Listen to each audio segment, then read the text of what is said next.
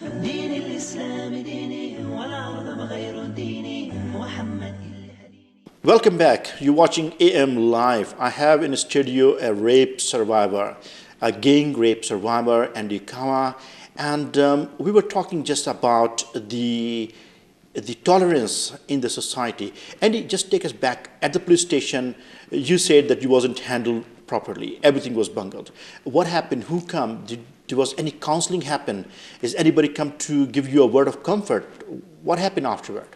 Well, I think that on the first day after I got there, I did have a woman counselor. I was afraid of the male policeman, and I was given a woman counselor. And my mother shortly came. But I was feeling so terrible, and I couldn't deal with myself. And then I called a friend of mine, Yasmin Fume, who's Muslim, and I asked her to organize a burqa for me. And it was amazing because she's in Johannesburg and I was in Port Elizabeth. But within 30 minutes, I had a burqa dropped. And in that sense, I felt a sense of dignity, and I was able to distance myself from the world. I was able to digest what had happened. I wore it for 3 months. Well, I mean, that's amazing that you straight away felt that the burqa will be protecting you. And there are reasons in every teaching of Islam and Quran. Do not drink alcohol, wear burqa, the woman should be in a hijab. There are reasons, there are universal truth which the world is grappling with and the world is still discovering. Andy, I want you come from a very strong business background. You've been trained at some of the most prestigious schools, business schools like Wharton in America, and of course you are serving on many boards at the moment. Now you come out, you have not come out fully from the trauma, but you're trying to build up some sort of a sense of dignity. You're trying to build up a collective voice, and I know that you are going for a campaign called Enough is Enough. Please give us some sort of insight of what is a campaign and how our audience can also join you in that campaign. The campaign is Kwanele, in Xhosa meaning enough. Kwanele, enough is enough. And it is really addressing not the perpetrators only, it is addressing South Africa's civil society. I am saying to South Africans, let us admit that in terms of rape, gang rape, and gender-based violence, we are the top in the world. And in order for us to change, we need to be like an alcoholic and admit our status and then look at ways to change.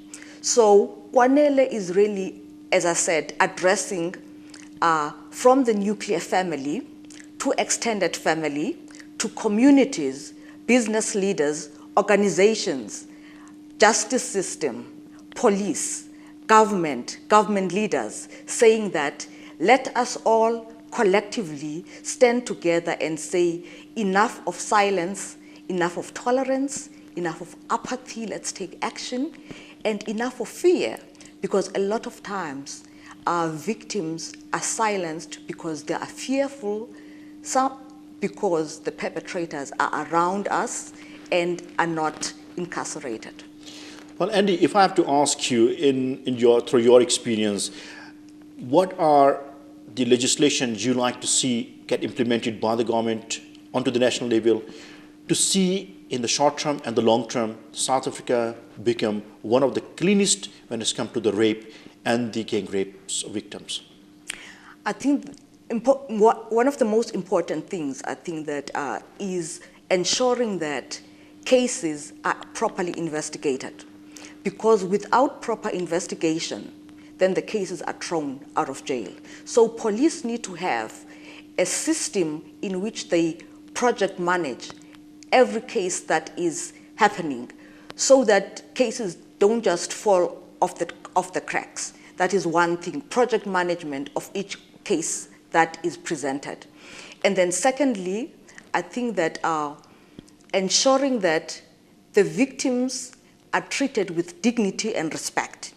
It's not enough to say we've got centers for the victims, we've got centers to children and women's centers, if at all in those centers, the women are not treated with respect and dignity.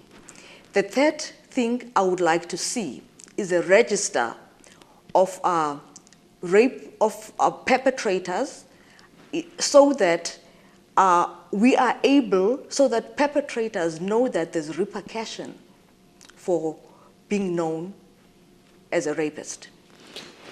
Well, very thoughtful, and I would, recommend, and I will lobby, and I'm sure you will join me in that. The alcohol should be banned. I know that it will be impossible to ban. I know that our Minister of Health, Aaron Motslesi, has been advocating that the public advertisement must be banned.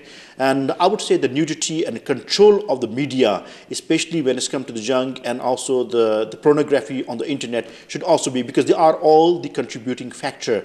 Andy, I know that we are coming to the end of the program. I can talk to you for hours and hours, and I'm sure our viewer also are thrilled and must be very sad to listen to your story. Tell us about your march that you're planning to have in the beginning of December in Port Elizabeth. Give us a little bit of rundown on that one, please.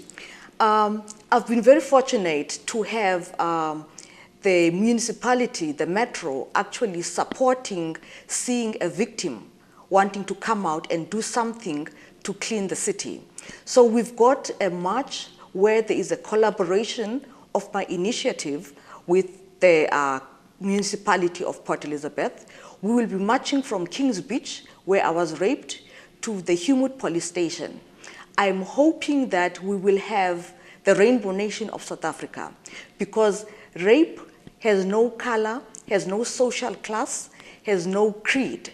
So everybody is affected. So we will be going there together as citizens of PE, saying it is enough to rape, enough to tolerance, enough to apathy, enough to silence.